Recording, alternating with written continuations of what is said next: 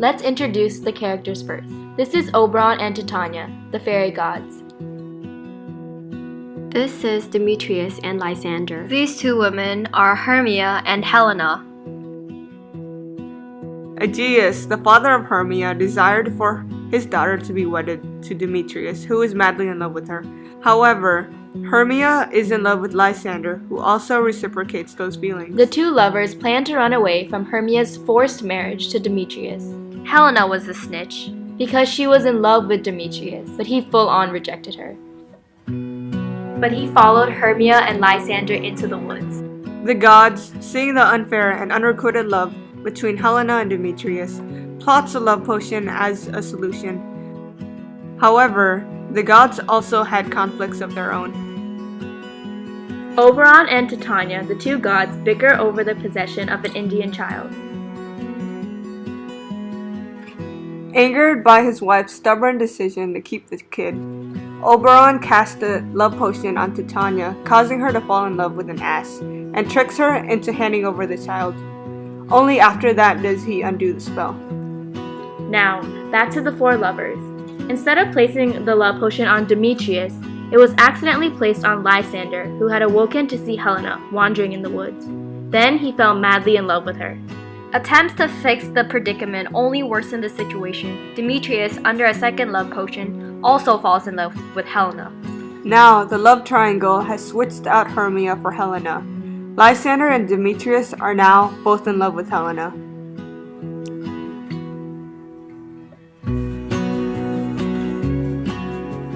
After realizing their mistakes, the gods undid the love potion.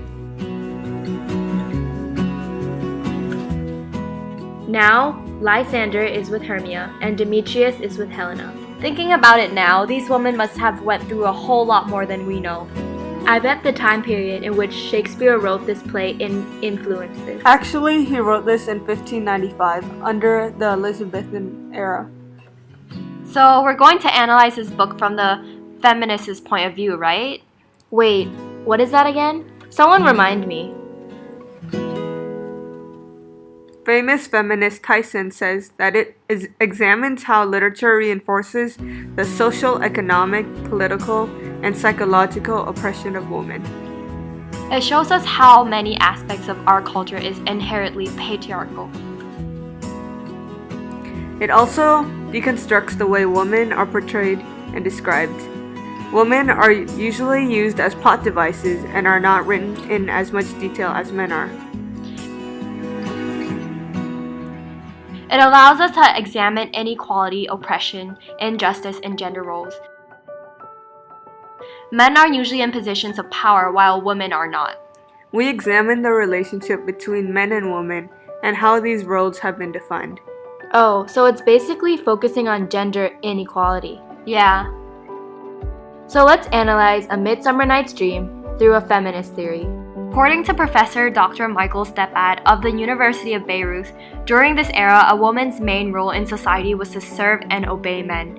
They were not allowed to go to school or university, so they were completely dependent on men. Marriage was usually arranged by a male relative, such as a father, instead of giving the woman the opportunity of choosing a husband she loves. So in Act 1, Scene 1, Theseus says, "What say you, Hermia? Be advised, fair maid. To you your father should be as a god, one that composed your beauties, yea, and one, to whom you are but as a form in wax, by him imprinted but within his power, to leave the figure or to disfigure it." This statement by Theseus makes it clear what role women were expected to fulfill. Women had no rights in the patriarchal society of Athens. Hermia is simply her father's possession and must obey everything he says, because he should be as a god to her. It is his right as her creator to choose who she marries. She is not an individual with free will and cannot choose the one she loves. Women were expected to be completely dependent on their male counterparts. A perfect example of this is a dialogue between Demetrius and Hermia. In Act 2, Scene 1, during the scene where Helena follows Demetrius, Helena says, "Use me, but as your spaniel, spurn me, strike me, neglect me, lose me. Only give me leave, unworthy as I am to follow you." Although Demetrius clearly tells her to leave him alone and that he cannot love her, she doesn't quit. The statement shows how much Helena is ready to submit herself to Demetrius. She loves him so much that she offers up her dignity for a chance to follow Demetrius. She also offers herself as a hitting post in order to get the slightest bit of attention from him. Professor Stepat mentioned that this shows her lack of self-confidence as she is unworthy to follow him. She humiliates herself and allows Demetrius to have full control over her. Helena, therefore, fulfills the role expected of women, being completely subordinate to men. Helena doesn't seem mad at Demetrius for leaving her. Instead, she blames herself for not being attractive enough. Demetrius also promotes the patriarchal belief of male superiority during his fight with Helena. Another example of Demetrius asserting his power over Helena is seen in his words when he says, "I will not stay thy questions, let me go, or if thou follow me, do not believe, but I shall do thee mischief in the wood." Hermia then says, in the temple, in the town, the field, you do me mischief, Phi Demetrius. Your wrongs do set a scandal on my sex. We cannot fight for love as men may do. We should be wooed, and we're not made to woo. Helena is basically saying that Demetrius has already hit her in the past. He hit her in church, in the town, and in the field. His behavior is an insult to all women. She also says that a woman shouldn't be fighting for love. This is a man's job. Women should not flirt, but should be flirted with. This normalizes domestic violence against women, therefore promoting male superiority. It asserts the importance of masculinity. The theme of male power and female subordination is not only present in the love triangle, it can also be seen in the fight between Oberon and Titania on Act 2, Scene 1, when Oberon says, "I'll meet by moonlight, proud Titania." Male dominance can be seen during an argument between Oberon and Titania over the possession of a changeling child. He expects his wife to be subordinate to him and listen to everything he says. He uses his authority as her husband to get the child, but when she refuses to give up the child, he calls her proud and creates a love potion in an attempt to control his disobedient wife. Titania is not allowed to own something of her own. He believes that her property is rightfully his. Oberon refuses to accept defeat and humiliates his wife by making her fall in love with an ass. According to feminist Sincere Carabo, this normalizes male entitlement and indulges the male ego in a fantasy world where persistence is attractive. Oberon does not undo the love spell he puts on Titania until he reasserts his authority over her. He ends by saying the lover's marriage. He's basically saying that marriage is about a man's total control over his wife.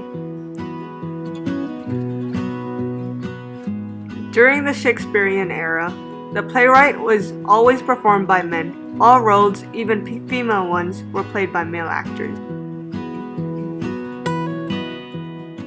Actually, even today, this hasn't changed. Men still play these roles in Globe Theatre. This means that women were being stripped off their roles and access to certain career choices at the time. Although times have changed and women have more rights than they did in the past, the patriarchy is still evident in everyday life. Still, in many countries today, arranged marriages and full woman submission still remain as social norms. The fight for equal rights is still being worked upon 500 years later. Since we are also women living in the 20th century, we must be aware of how women have been treated in the past and all the progress that has been made in the fight for our rights. More specifically, since we are women in Cambodia, a country still developing and growing out of its traditional ways, women still play a subordinate role yet are slowly gaining a voice. Thinking about it now, I hope to see our country not only progress technologically, economically, politically, but also socially, becoming a place where women may feel secure.